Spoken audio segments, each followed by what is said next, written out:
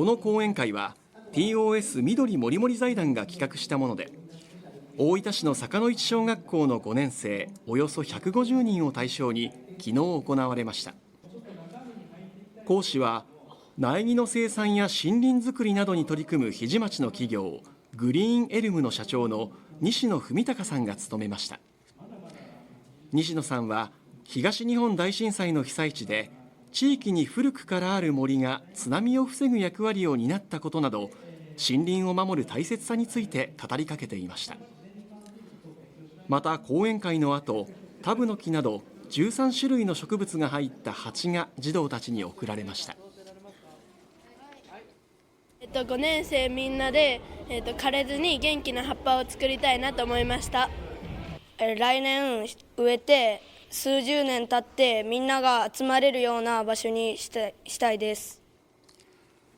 植物は小学校で1年間育てられた後、坂ノ市地域に植えられる予定です。